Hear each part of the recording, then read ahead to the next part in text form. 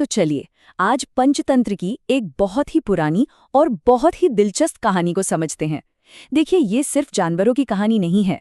ये असल में स्ट्रैटेजी, इंटेलिजेंस और साइकोलॉजी का एक ऐसा पार्ट है जो आज भी हमारी जिंदगी में उतना ही काम का है। कहानी की शुरुआत होती है एक जंगल से, जहां भूख और जिंदा रहने की जंग रोज की बात है। पर इस बार शिकारी और शिकार के बीच का ये खेल थोड़ा अलग होने वाला था, क्योंकि जैसा हम देखेंगे, जब ताकत का सामना चालाकी से होता है तो नतीजा अक्सर हमारी सोच से बिल्कुल परे होता है। तो सबसे पहले मिलते हैं कहानी के पहले और सबसे ताकतवर किरदार से। ये है खरनखर नाम का शेर।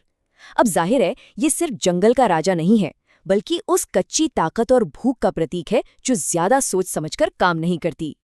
तो हुआ ये कि दिन भर शिकार ढूंढने के बाद भी जब हरनखर के हाथ कुछ नहीं लगा, तो उसने एक बहुत सीधा साधा सा प्लान बनाया। उसने सोचा, ठीक है, अगर शिकार मेरे पास नहीं आ रहा तो क्यों ना मैं शिकार के घर जाकर ही उसका इंतजार करूं।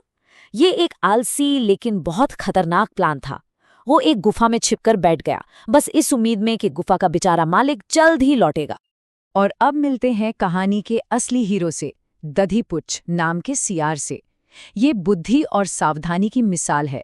शाम को जब वो अपने घर यानी उसी गुफा की तरफ लौट रहा था, तो उसे जरा भी अंदाजा नहीं था कि वो इतिहास की सबसे चतुर चालों में से एक चलने वाला है। अपने घर के दरवाजे पर पहुंचकर सियार को अंदर चले जाना चाहिए था, लेकिन उसे कुछ तो गड़बड़ लगी, कुछ ठीक नहीं था। उसने एक पल के लिए रुककर अपने आसपास के माहौल को ध्यान से देखा, और तभी जमीन पर उसे कुछ ऐसा दिखा जिसने उसे वहीं रोक दिया।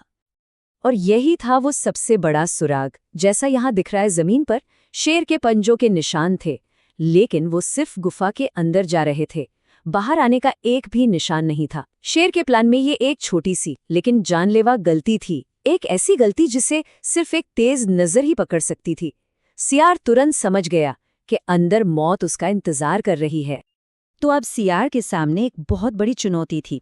वो शेर से लड़ तो सकता नहीं था, तो उसके पास सोचने के अलावा और कोई रास्ता नहीं था।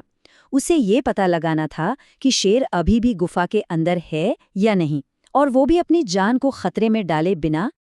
और अब आता है कहानी का सबसे मजेदार हिस्सा, बोलने वाली मांद का रहस्य।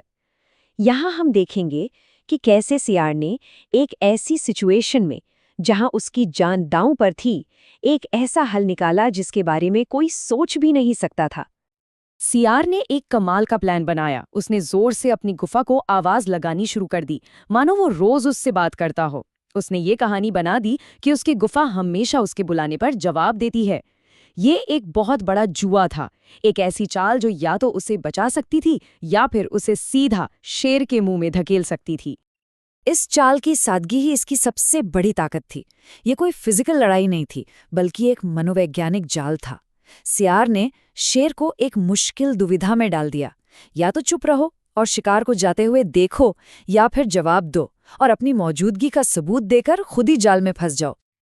अब कहानी का फोकस शेर पर जाता है। अंदर गुफा में खरनखर ने जब सियार की बातें सुनी तो वो सोच में पड़ गया। यहाँ उसकी सबसे बड़ी कमजोरी यानी उसकी भूख और बेसब्री उसी के खिलाफ काम करने लगी। उसके दिमाग पर उसकी भूख हावी हो गई और उसने सोचा, अगर मैं चुप रहा तो ये हाथ आया शिकार भी निकल जाएगा। और यहीं शेर ने वो सबसे बड़ी गलती कर दी। उसने सियार की उस अजीब सी कहानी पर यकीन कर लिया और अपनी ताकत यानी अपनी दहाड़ का इस्तेमाल करने का फैसला किया, जबकि इस समय चुप रहना ही एकमात्र सही कदम था। जैसे ही शेर की दहाड़ गुफा से गूंजकर बाहर आई, खेल वहीं खत्म हो गया। सियार को जो सबूत चाहिए था वो मिल चुका था। उसने एक पल भी बर्बाद नहीं किया और वहां से तुरंत भाग निकला। भागते भागते सियार ने जो आखिरी बात कही वो असल में शेर की बेवकूफ़ी पर एक तंज था। उसने अपनी जीत और शेर की हार पर मोहर लगा दी। सियार अब सुरक्षित था और शेर भूखा ही रह गया। तो इस कहानी का मतलब क्या है? ये हमें बुद्धि और शक्ति की इस सदियों पुरानी लड़ाई के बारे में आखिर सिखाती क्या है?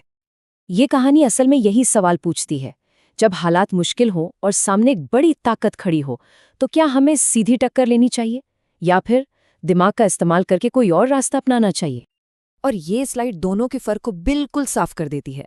एक तरफ शेर था जो अपनी ताकत, अपनी बेसब्री और अपने घमंड पर निर्भर था, और दूसरी तरफ था सियार जिसने अपनी बुद्धि, चीजों को गौर से देखने की क्षमता और क्रिएटिविटी का इस्तेमाल किया।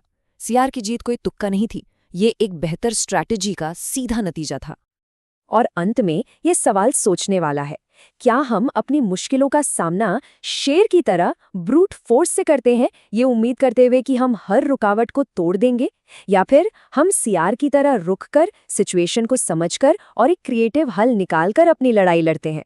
शायद इस सदियों पुरानी कहानी में आज भी हमारे लिए एक बहुत गहरा सबक छिपा है।